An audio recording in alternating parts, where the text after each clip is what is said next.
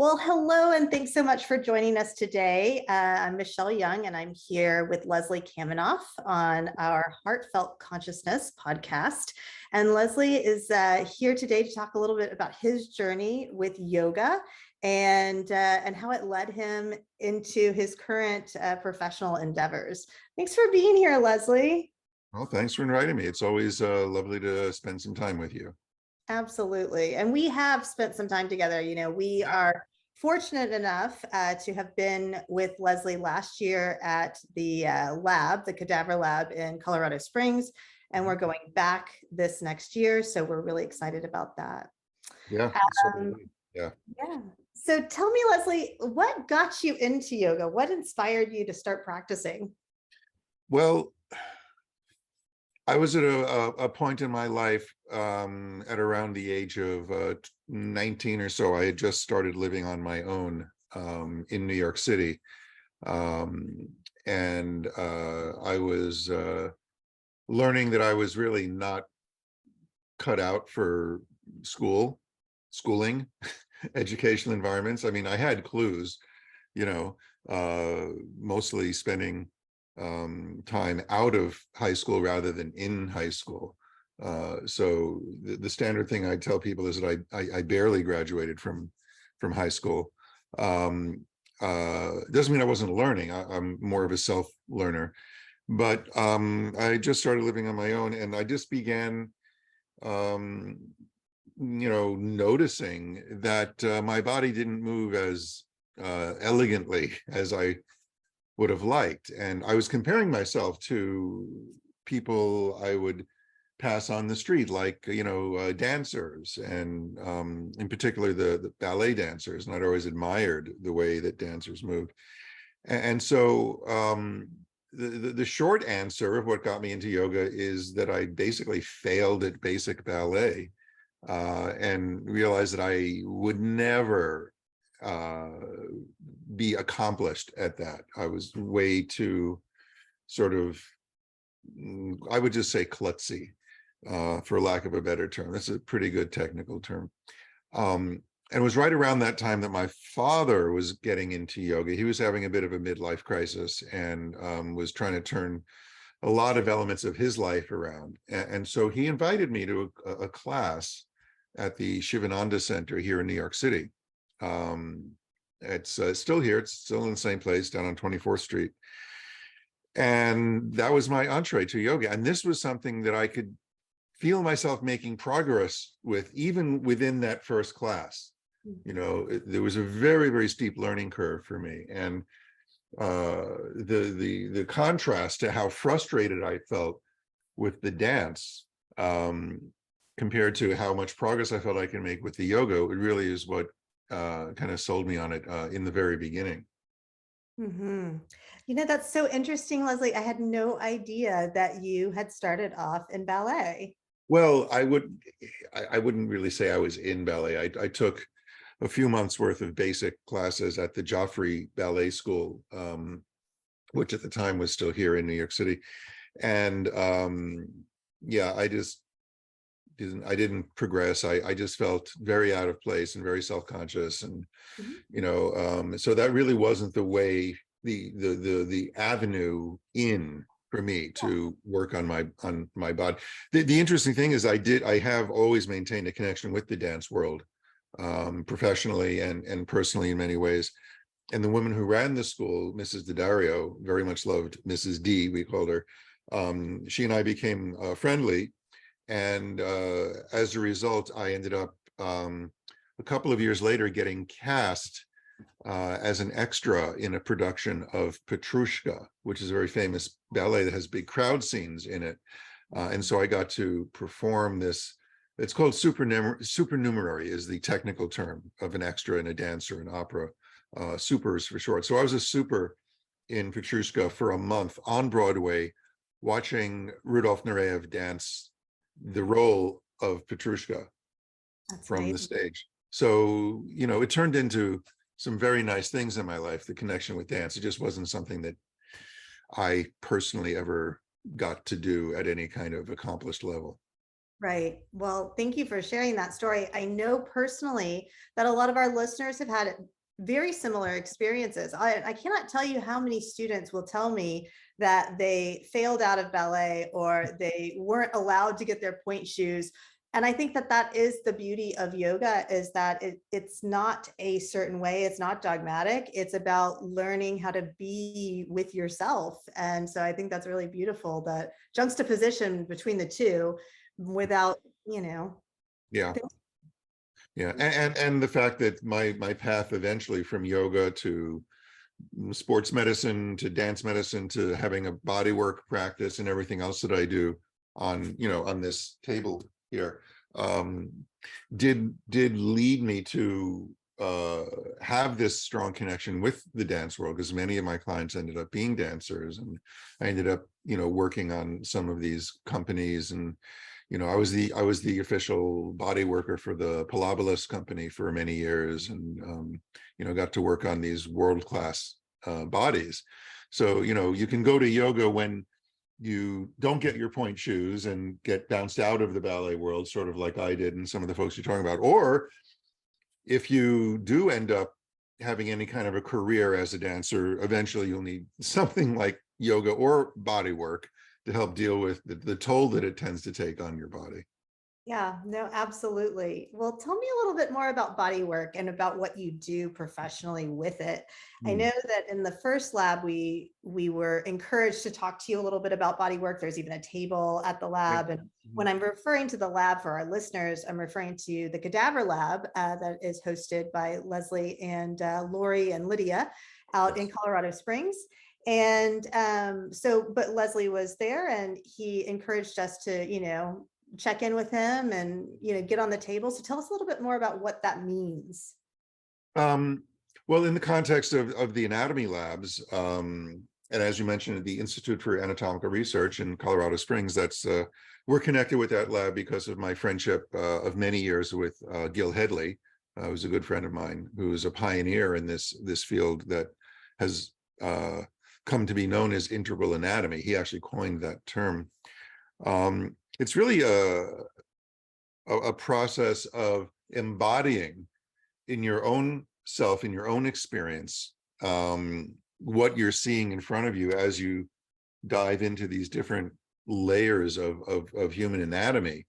Um, and even if you're learning anatomy from a book or from videos or any other means, not necessarily in a cadaver lab, it's always really important to recognize that, like, this is us. This is these are aspects and views uh, or lenses into ourselves that we can experience very, very directly, which of course is a big part of what yoga practice is about. The asanas, which many people, when we say yoga practice and someone's doing yoga practice, 9 times out of 10, we're saying that they're doing some kind of asana, vinyasa practice, something physical with their bodies. What makes that process something I would call yoga, in the bigger sense of what yoga is about, is this using the practice as a way in to understanding deeper aspects of ourselves, of how we function emotionally, energetically,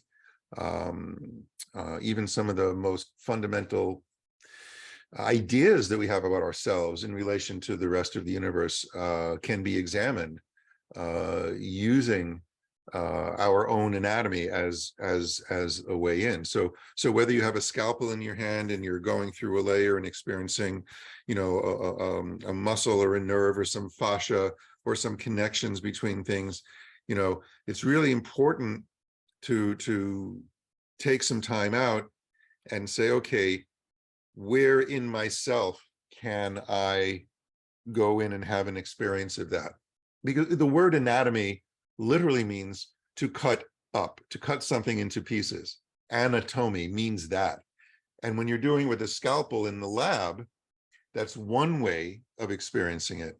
But yoga, bringing your attention into your own inner experience, is a kind of anatomy too, because in that case, the sharp instrument is your consciousness. And we can be incisive in a way with our consciousness and notice that this is connected to that, or this can behave separately from that. And these are all the things we experience in practice. The difference between the scalpel is the more you apply the scalpel to a human body, the less it becomes like it was when it was living, because it starts coming apart. But the more you apply that incisive consciousness into your own living form, the more alive you become. And so I see this dynamic between the two ways of viewing anatomy as being very supportive of each other. Beautiful. I mean, that was so beautifully said about, the way our consciousness really can just get in there and, help us to discern how things are connected and why we're doing the things that we're doing.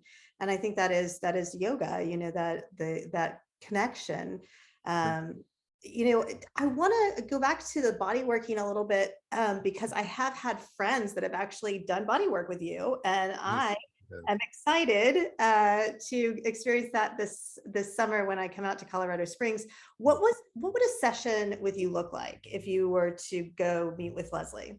Oh, well, it kind of depends what brings you here. I don't have a standard way of working. For example, I worked with a new client just yesterday who came in, and she's a singer, but she does some yoga, and so it was through those channels that she found me. And she was having some hip and back pain and all of that. And so what became clear after talking with her and seeing how she moves and breathes a little bit, once I started working on the table, was that we really wanted to give her more of a sense of being grounded and connected to what was really holding her up from the earth, through her feet, through her legs, into her pelvis and spine. Sort of to offload some of the tension that had developed in the back body, where she was having the pain complaint. And whenever someone comes in with that's one of the thoughts I tend to have, is that how well can this person experience where their actual support is coming from? And in the spine, that's in the front of the spine, not all the stuff in the back that gets painful. That's not actually what's structurally holding you up. It's the vertebral bodies and the discs, which is quite a bit further forward in the body than all of this structure back here. And so we worked on the table, and I kind of dug into her feet, doing some sort of, feeling the separate layers become a little more separate, working up to the legs, to the muscles in the thighs. And, we did some work with the psoas muscle, which connects the leg to the lumbar spine. And some of that was with my hands and working with her breath, and some of it was hanging a leg off the edge of the table and getting the psoas to kind of release and stuff like that.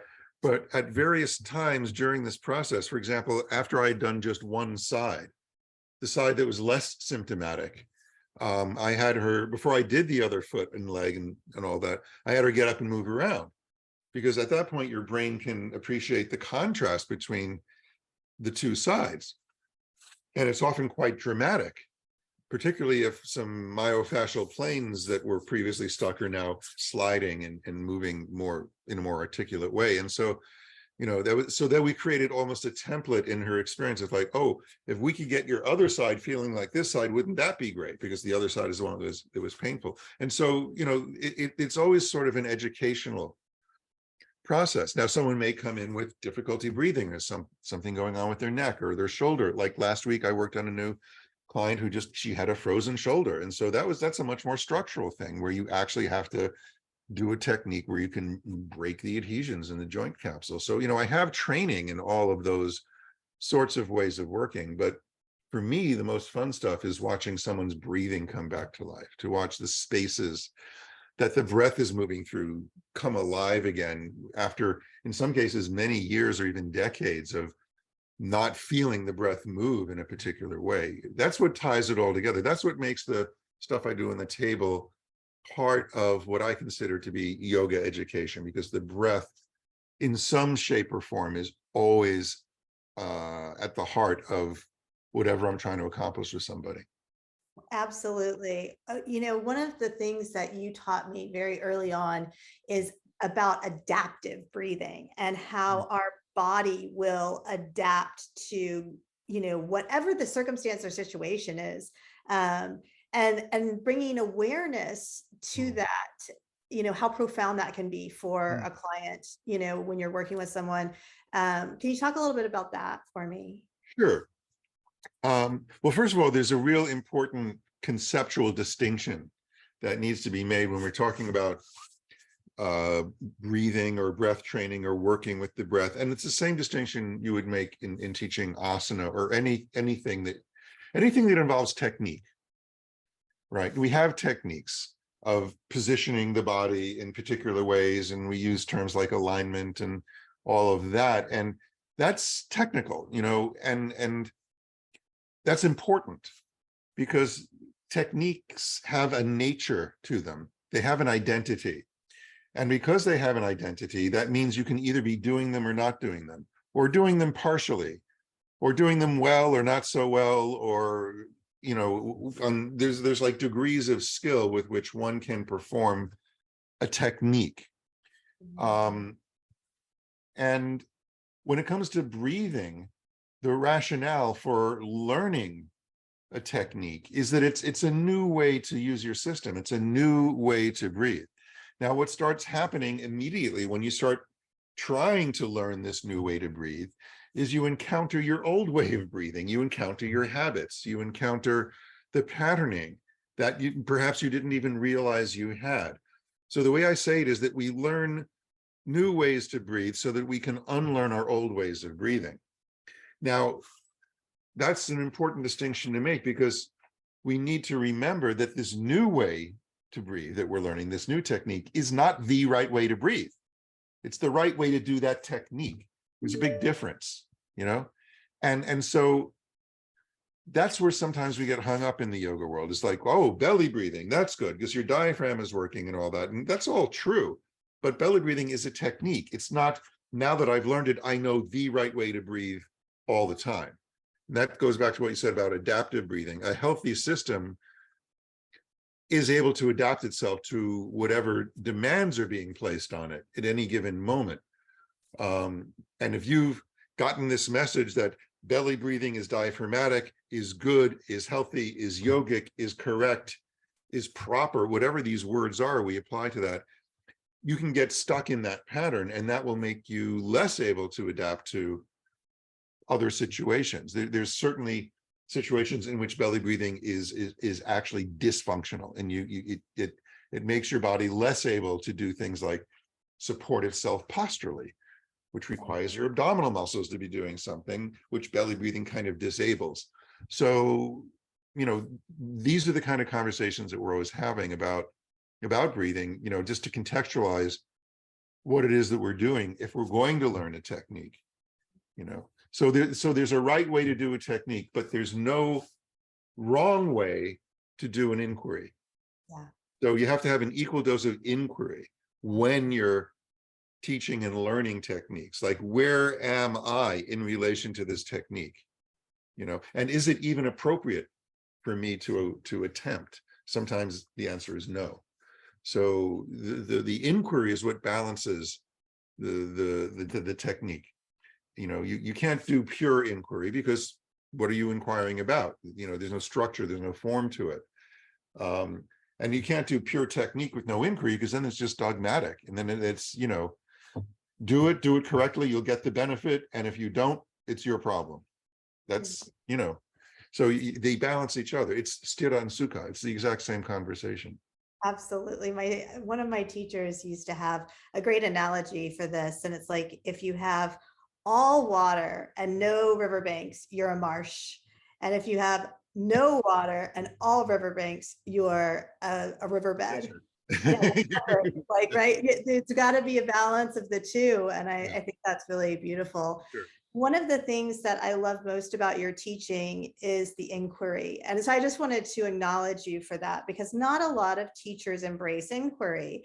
And as someone who came from a more like an academic setting where that was the way we were taught to teach, is so freeing to have the flexibility to play with different techniques Hmm. and then inquire as to how they are making me feel in my embodied experience, and then encouraging students to have that same experience is Yeah. really, really beautiful. It is, and it also relieves the teacher of so much of that stressful responsibility of, knowing more about the student's body than they do. It's like, where did that ever come from? Well, actually, we know where it comes from, but we don't need to go into that. You and I have talked about the history of all this stuff, and the key figures who have certain personalities and certain ways of approaching the body that might be a little more in that dogmatic direction. Because the more you leave inquiry behind and focus on the technique, the more dogmatic you tend to become. Just as the more you leave technique behind as you go into inquiry, the more I would say, I'm not going to use the word anarchistic, but it just becomes chaotic and formless, and that can be very anxiety provoking when there's not enough structure to what you're doing. So yeah, that's that dialectic, if you will, between technique and inquiry. That's universal. That goes down to the cell. That goes down to the membrane of the cell, the semi-permeable membrane of the cell. It needs structure. It needs to hold itself together.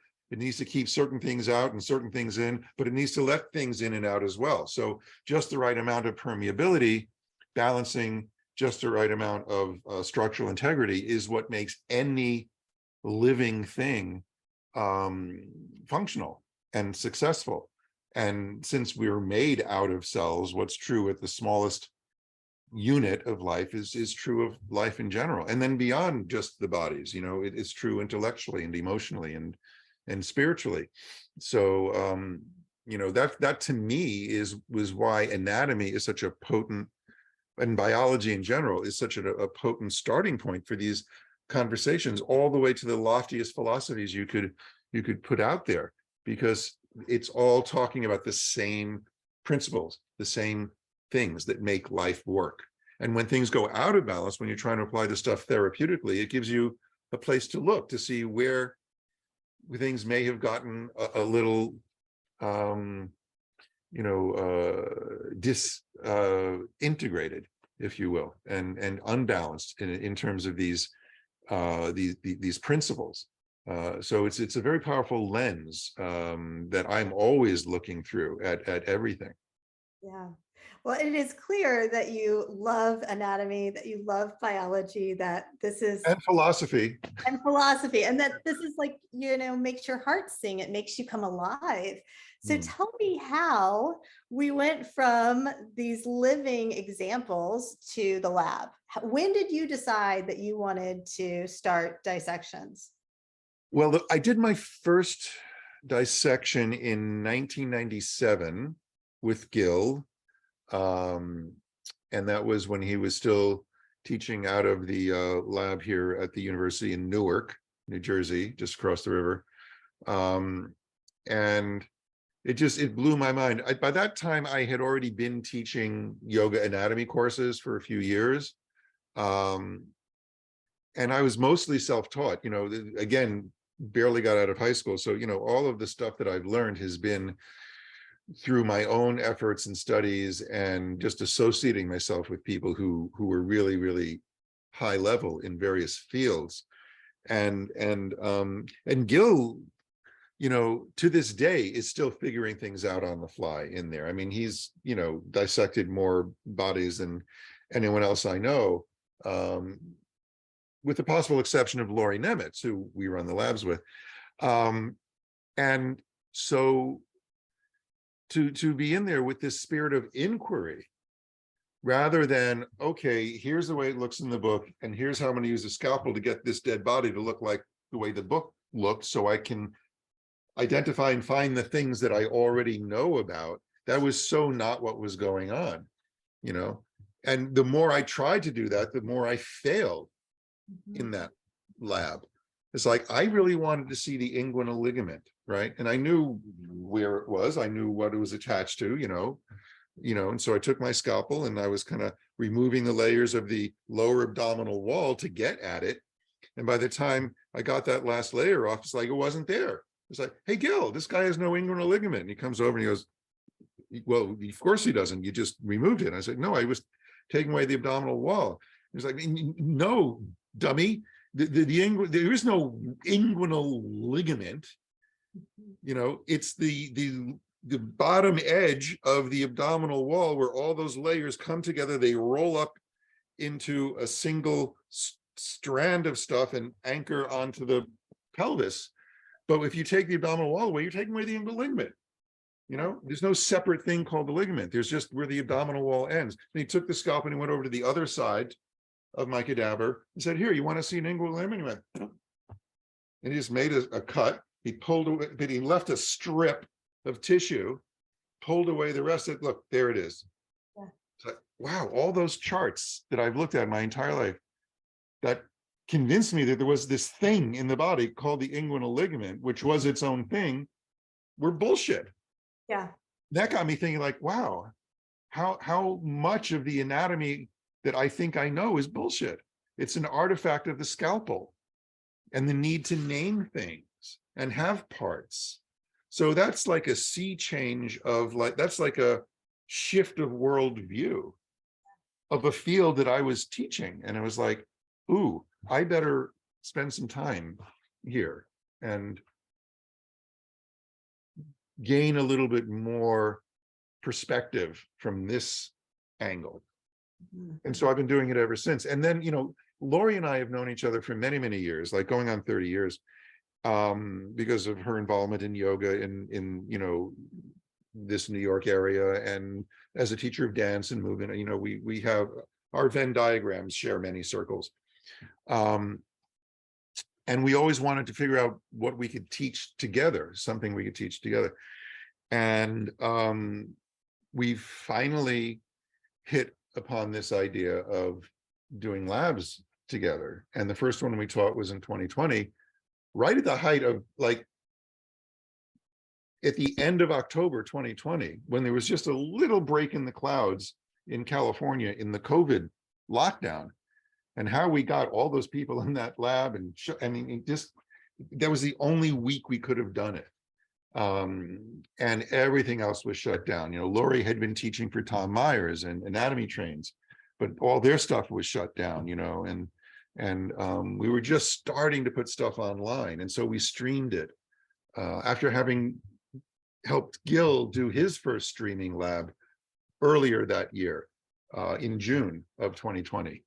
Where we just somehow escaped and got to Colorado at the height of COVID. So, you know, we kind of forged this partnership between myself and Lori and Lydia, my partner Lydia, to produce these events. And we've had a number of them going forward, and it's turned out to be just a ton of fun. Oh, That's what we call it, KNM Labs, Kaminoff Nemitz Man Labs, KNM. That's, yeah. I mean, it is a ton of fun, and it is so much fun to see you and Lori and Lydia in the lab, and to have that experience. It's like an experience of a lifetime, really. And I just have to echo, you know, my surprise when I saw the SOAS like live, it featured. It's like, that does not look anything like the books portray it to look. Yeah. And the spine too. Oh my gosh, that was really enlightening, because the depictions of the spine that we have to hold and to show people movement are like so inaccurate. Yeah. Well, they're constructs. It's all constructs, you know, and they're useful constructs from a certain perspective in a certain context, but they're not. And what you'll see in one cadaver on one table, you go over and look, try and find the same structure on the other one, you're going to have a very different feeling for what this person's structure is compared to that. So, yeah. So, but you see, we look at these charts all the time, you know, like the famous muscle chart with the guy standing there, you know, and it looks like a regular muscular person would look if he was standing in front of you, except with their skin off. Now, that is not reality, even a little bit. When you take the skin off and the superficial fascia, all the layers that are covering the muscle layer, you do not have the shape of what that person looked like when they were alive. contours, the curves, the all of the shape of a human is influenced by the skin and the superficial fascia, the fat layer and everything underneath it. You take that off, you got a very different looking thing. And to depict that so ubiquitously as being real is it is so inaccurate and so misleading. And that's the sort of thing that makes for some of these real surprises when people get into the lab, because we've just seen these illustrations forever that are artwork based on, some idealized kind of cleaned up way of looking at these things, which again, useful, but not reality. No, I think I totally agree. I think it's very useful to have something to refer to. And it's another example of like where, inquiry and flexibility can come together with these like techniques and structures and sort of like constructs. We need to be flexible in, knowing that it can look a lot of different ways, which I really appreciated from lab. Sure. For sure. So you're doing this lab in June, and then you've got another one in San Diego in the fall, correct? Yes, in November, the actual dates, in because the one in June filled up so quickly because, well, you were a big part of that, bringing your crew back, and then we have Marlo bringing all of her pole dancer community. It's going to be a fun time. Where else can you do a lab where like there's a whole table over there of just like world-class pole dancers exploring anatomy from their perspective and what they're interested in? I mean, that's going to be something. So yeah, this San Diego lab is November 6th through 10th. Beautiful. And that's the facility we were at in 2020. It's a really, really nice place. It's bigger than the one in Colorado, which is quite cozy and intimate. This is we can spread out a little more in the San Diego lab. Yeah, well, I'm definitely looking forward to June. And again, just being in the lab is a once in a lifetime experience. I mean, it's a lifetime. Well, in your case, twice in a lifetime. I can't even tell you. I mean, and I didn't actually know how I was going to feel about it because I have had loss in my life and I've experienced that. And I was not, it was not personal like that. It was very, very much a representation of the container of life, and which was beautiful, really nice. So tell me. The thing we should point out, by the way, in case because this is not in people's sort of ordinary experiences, that the cadavers, the forms we work with are almost exclusively these days not embalmed, unfixed, we call them. They used to be called fresh tissue, but fresh is not a word I would necessarily apply. They're chilled. They arrive frozen. Actually, they get thawed and then chilled and re-chilled when we're not out in the lab with them to keep things viable. So what's missing is life. Obviously, what's missing is breath, but color, texture, movement that's possible using an unfixed form is a big part of what we get to explore. Yes. And I think that's an important distinction to make. And also the quality of the fascia, particularly the membranous, more gossamer-like qualities of the fascia and what Gill has come to call the perifascia, in between the fascial layers, where things glide in relation to each other when they're working well. We can still see a lot of that in the unfixed forms, whereas when you have an embalmed cadaver, they're drier, these layers. And there's an advantage, of course, to the embalmed tissue because you can work with it. It's much more stable. You can work with it much longer. It won't decompose. And so, there are advantages to that. But we're working with unfixed. Yeah. Which is, I really think is it is great because you do see the movement, and you also get to see, or what I saw was how much the skin, the adipose tissue, how much that holds the structure in a certain way, you know, and once that is freed, like the range of motion is really endless. I mean, it's really interesting. Yeah, yeah. Well, also there's no nervous system functioning, right? Yeah.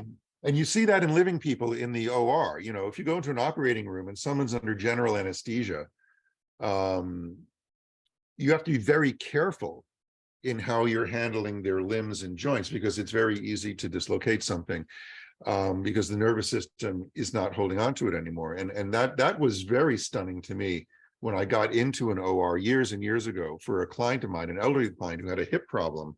And I knew what his hip was able to do when he was conscious. And he was going in there for an arthroscopy in his hip. And so they put him under and they started sort of maneuvering his leg into position. I was like, whoa, his leg can't do that. And the surgeon said, well, under a general anesthetic, yeah, it can. You know, and because I thought those limits were pretty structural. But no, there's all of these mechanisms that limit and influence the range of motion we experience in our joints that have to do with the functioning of our nervous system. And it's not all voluntary. Some of it is very much reflexive, and not to mention unconscious, a whole lot of it. So yeah, you take that out of the picture. Obviously, it's not there with the cadaver. You remove whatever restrictions are going on in the skin and the adipose and the superficial fascia beneath it, and then the fascia profundus, the deeper layer where things may be starting to get a little sticky, you know, and you just start to see, you know, and ask yourself, wow, when I experience a restriction in range of motion of my body, where is that coming from? It leads to a lot of inquiry when we bring it back to ourselves, particularly for people who practice, which is why it's great to have dancers and movers and yoga people and pole dancer, whoever. We get Pilates people, we get all sorts of movement people, physical therapists, you know. So when you have more of an embodied experience of your own range of motion and whatever practice you're doing, and take that to the lab, it just naturally leads to these kinds of inquiries. Absolutely. Absolutely. Well, tell me a little bit about your heartfelt desire. What is Leslie Kaminoff's My deepest heartfelt desire? desire. What do we mean by a heartfelt desire? Well, your sort of like purpose for like life living through you. Huh. Well, the very question, to ask a question in that way already makes a lot of sort of assumptions about a value system and an underlying philosophy about purpose and value. And so those are really deeply rooted questions for anyone, but particularly for someone like me. I experience those as very deeply rooted questions because of my studies of yoga and philosophy, and not just yoga philosophy, just the field of philosophy in general. So that is a subject of ongoing inquiry for me. I mean, just as an example,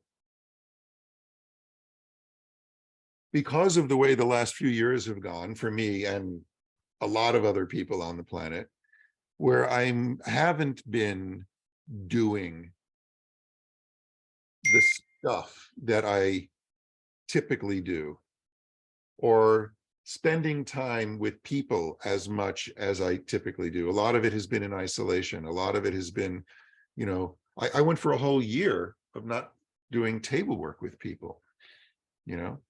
Believe me, my hands know that when I went back to it in the spring of 21. Who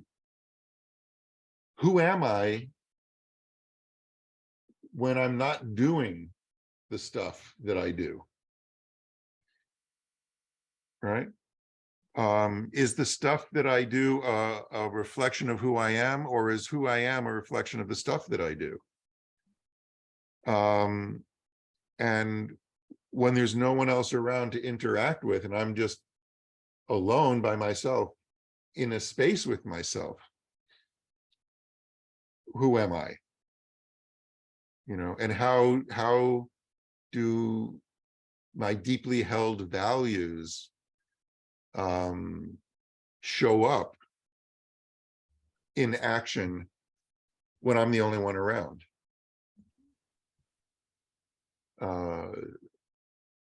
These are not questions that are unfamiliar to me, but because of the way the last few years have gone, I've had a chance to really, really look at them. I suspect a lot of people have, you know?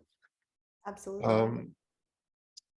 Because in a way, my life, my career has just been working off of a continually self-perpetuating momentum, in a way, ever since, I would say, 1978, when I did my first yoga class at the age of 20.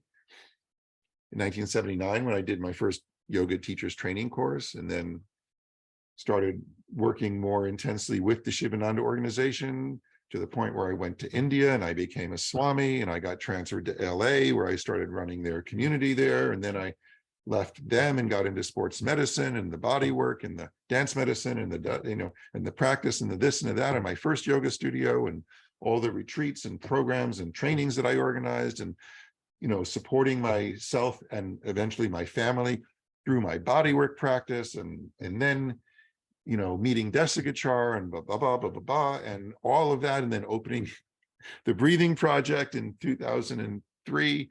It's been this continual moving on to the next thing, and not to mention, writing the book, the Yoga Anatomy, between 2005 and 2007, and then the revisions, the editions. 2011 was the second edition. We completed work on the third edition over the pandemic, and then we closed the Breathing Project in 2017, and I became someone who wasn't running a yoga center, who wasn't sitting in a space that other people were constantly showing up in. And all of a sudden, I'm surrounded by my stuff, but not a lot of folks around, right? So what is my heart's desire? What are my deeply held values that guide me? That's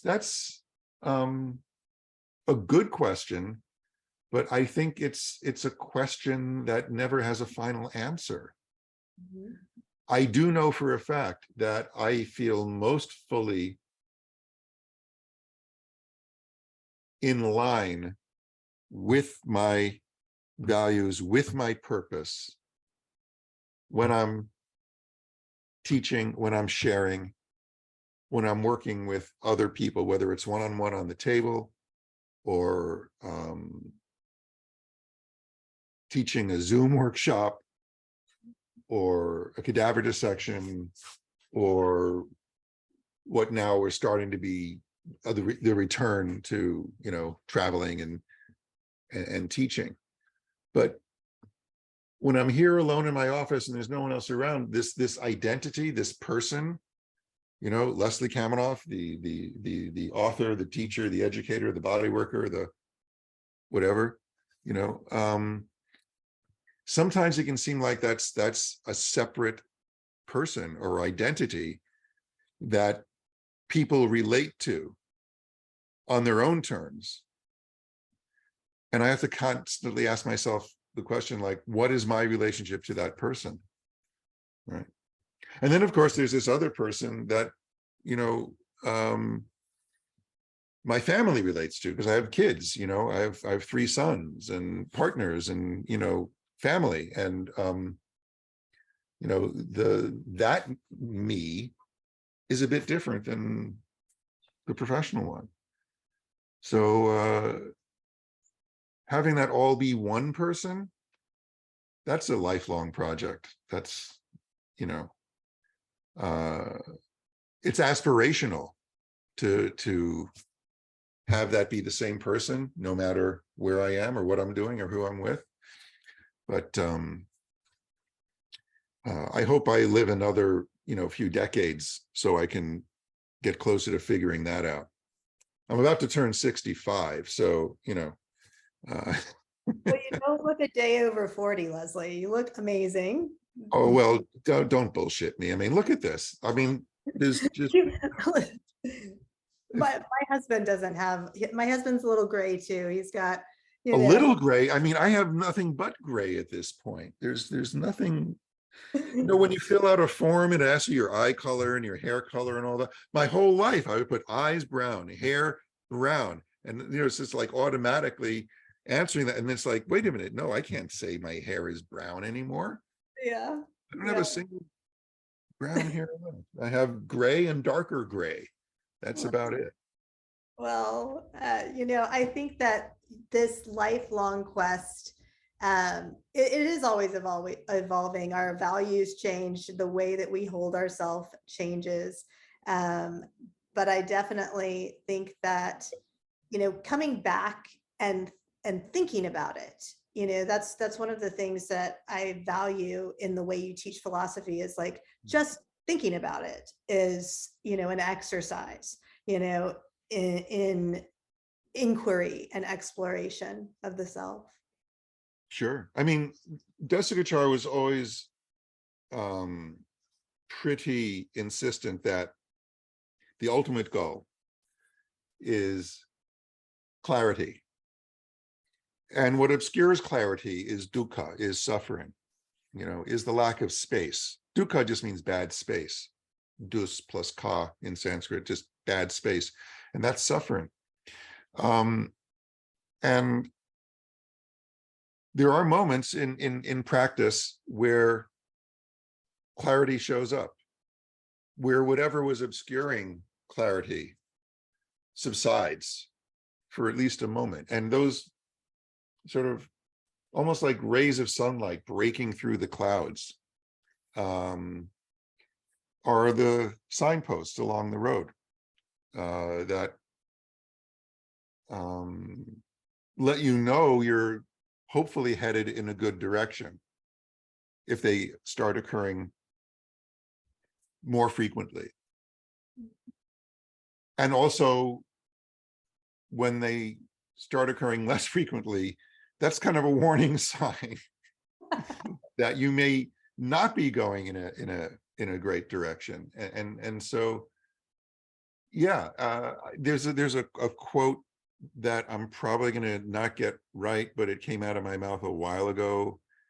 And it's sort of like, getting in touch with your heart is great. Listening to your gut is great. And so much of our practice, my practice for me, was about tuning in to the messages that I was getting, those messages from the heart, from the gut. But what to do with that information is a whole other question. Those are not automatic guides to action, what your heart or your gut are telling you. Sometimes what your thoughts are telling you isn't an automatic guide to action. The only thing that can be a guide to action, which is never automatic, is clarity. And when that shows up in a practice, that's the gold that we get from it. And that's what lets you know that it's yoga. And fortunately, from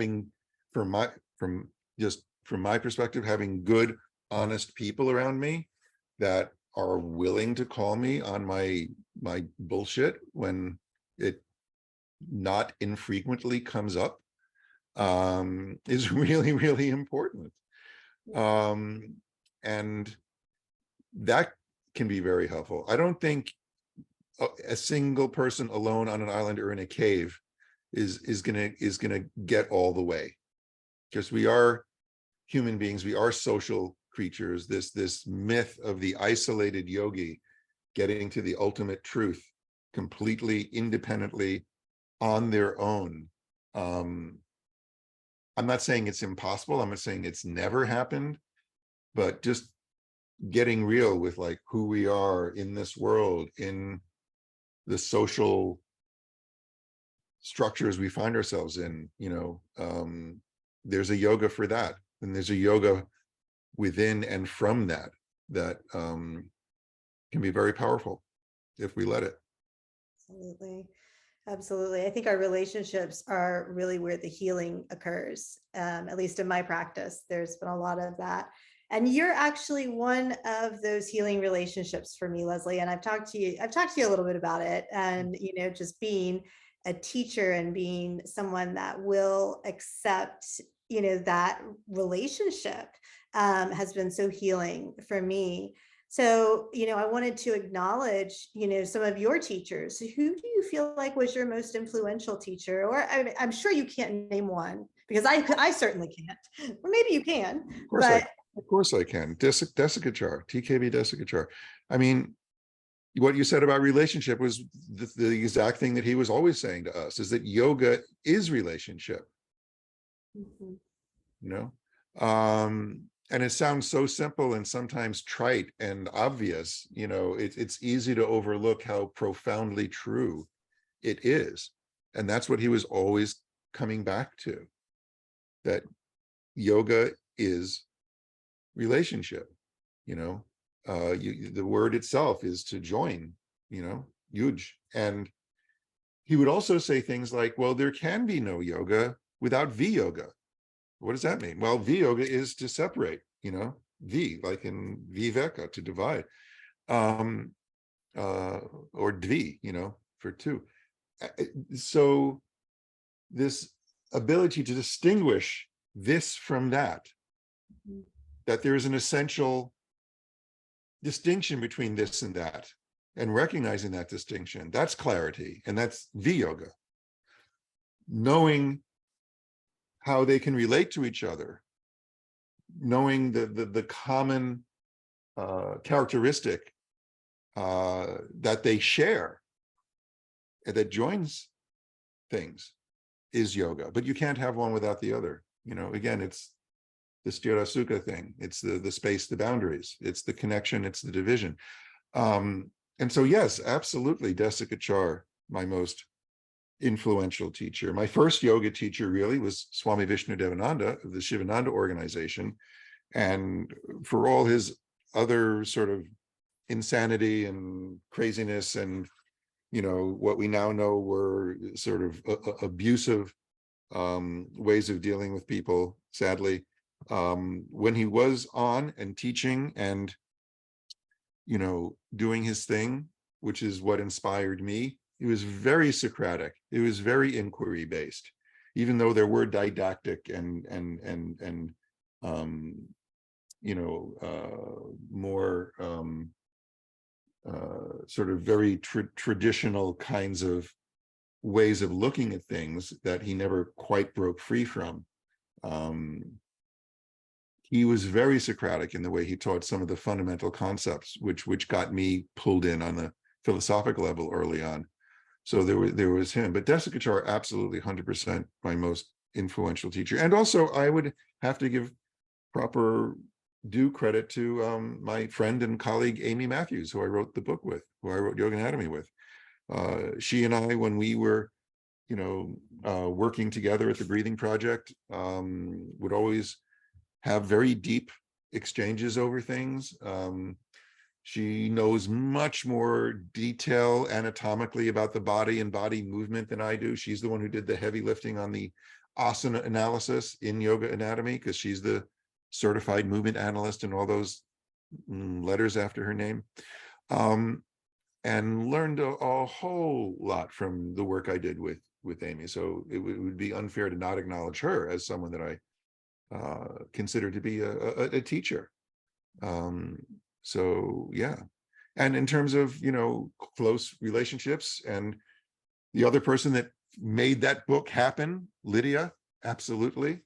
I've learned an awful lot about relationship, being with Lydia, and with someone that can call me on my shit when necessary, which is very important in a partner.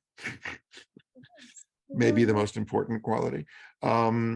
So yeah, and then there's technical people that I've learned from over the years, the hands-on stuff, and biomechanics, and just technique, myofascial release and things like that. So there's a lot of, but I'm the observe and absorb kind of learner, so if I put myself next to someone who's very good at what they do and watch them doing it, and if they're willing to answer lots of questions, which I tend to ask, I've been very fortunate to find myself in those kinds of situations over the years as well. Yeah, I think that's a very valid way to learn and to grow as a person, is to, watch somebody and, really, and then embody it. What does it feel like? How does it translate? Sure. Yeah. And they don't even have to be the best teachers necessarily, because sometimes someone can be very, very good at what they do, but not very good at teaching other people to do what they do. It's very rare when you find that both qualities in a single person. That's like gold. But sometimes, if you watch closely enough, someone who is very good at what they're doing but isn't good at explaining it can still be a great teacher, if you can observe in a certain way. Yeah, see, because having the skill to do something really well means building up and putting together stuff, identifying things. It's like a yoga. It's a joining of this and that bit of experience or observation with this or that memory of what worked or didn't work, so that finally, after many, many years of putting things together into the skill you're able to do, for example, with your hands, you're just sort of intuitively, skillfully doing the work. Now, the minute someone observes you doing that and asks you a question, like, why did you do that instead of that? Why did your hand go there instead of there? Why did you make this choice as opposed to that choice? The ability to answer a question like that with something other than, oh, it was just intuitive, which doesn't really help teach that person. Then you have to take things apart. And that's a separate skill. Understanding what components went into, and this could have been decades ago you figured this thing out. What went into me understanding this thing enough so I could just do that without thinking about it? That's a V yoga. Yeah. And I learned that when I started trying to teach people some of the stuff I was doing technically, and it was like, oh, wait a minute, why did I do that? And then it's like, wow, this is a whole other thing. How do I unglue these skills that I put together into their components? And then it's just like, how do you create a learning situation for this person where you put those components out for them and allow them to assemble it? Because you can't transfer your knowledge or skill fully assembled from your brain or body into someone else. It's not how teaching works. You have to have, it's very Montessori actually, where you have a sort of a structured environment where all the things are available that are needed, and then the learner puts them together for themselves. And that's not so easy to do. It's easy just to do your thing and not think about it and let it be intuitive, and never have to teach someone else how to do it. Well, you are an excellent teacher, Leslie, and I just want to, again, thank you so much for taking the time to be here with us today. One more shameless plug for our Cadaver Lab experience in we filled this thing, and then of course, life happens, and so we've had a couple fall off. So if you're interested in joining Leslie and Lydia and Lori out in Colorado Springs this June, we have room for you. We'd love to have you. And that's true. Yeah, actually, we were listing it as sold out, but now a few spots have opened up, and yeah, it's June 12th through 16th. Beautiful. in Colorado Springs at the Institute for Anatomical Research. The place to go to find out all about that is a very simple website we made for it, knmlabs.com. Excellent. Yeah. Wonderful. Well, again, it's such an honor to have you. Thank you so much, Leslie, for taking the time to be with us today. Always And a joy to spend some time with you, Michelle. absolutely. And we look forward to seeing you soon. Here as well. Absolutely. Okay.